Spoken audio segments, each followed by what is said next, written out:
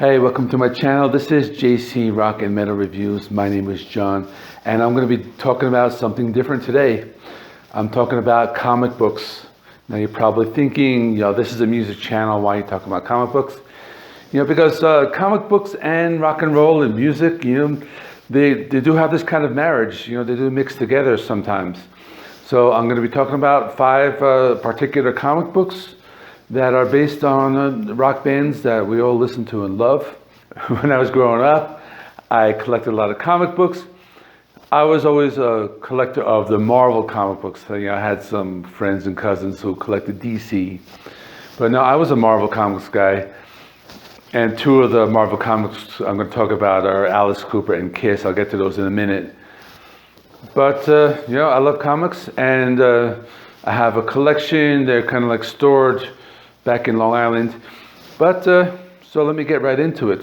So the first comic I'm going to show you is Rob Zombie's Spook Show International.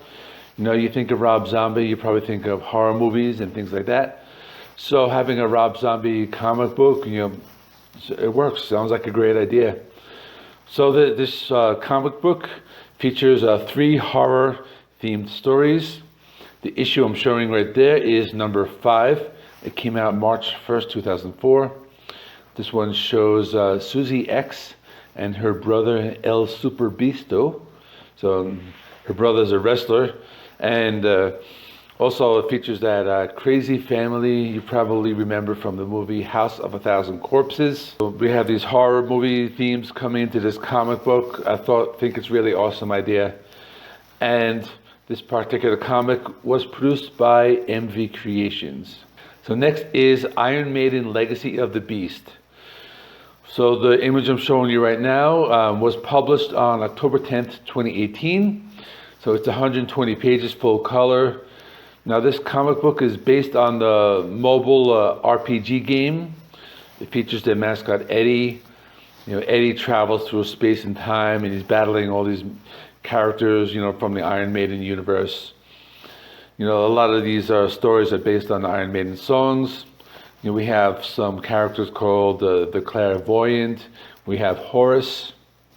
So this particular graphic novel I'm showing you right now, this one includes issues 1 through 5. So next is Rock and Roll Comics. So the issue I'm showing you is based on the life of Guns N' Roses. Now I remember these when I collected comics, back in the early 90s. I probably have like the first 5 issues sitting somewhere in a box in Long Island somewhere. But these were like unauthorized and unlicensed biographies of rock stars.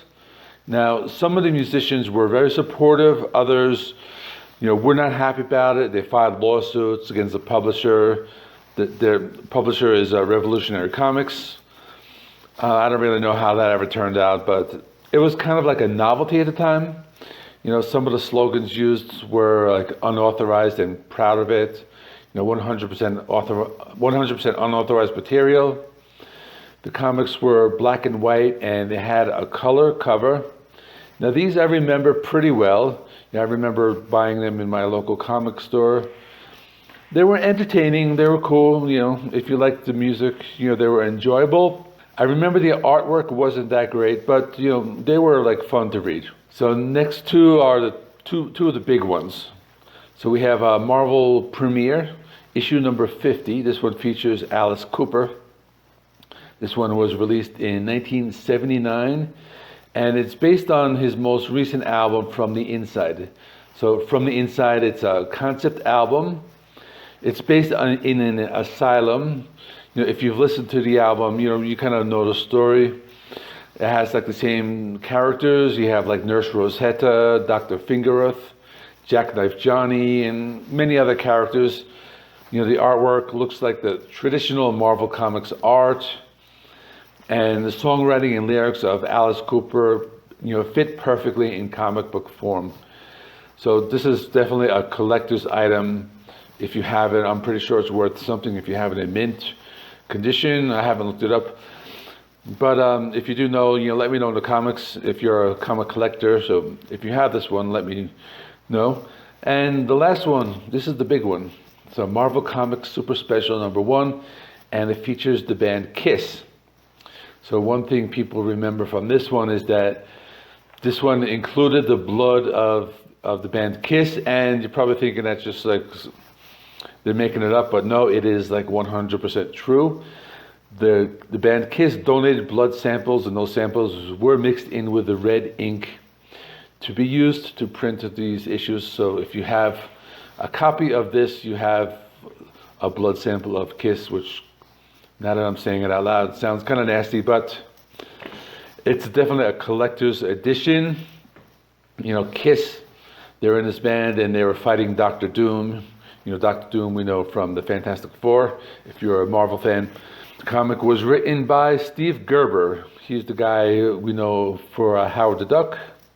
It was drawn by John Romita Jr., Alan Weiss, John Buscema, Rich Butler, and Sal Buscema. These are all well-known artists, you know, in Marvel Comics. Okay, thanks for watching. Let me know how you feel. Do you have any of these issues? How do you feel about comic books? Let me know in the comments section below.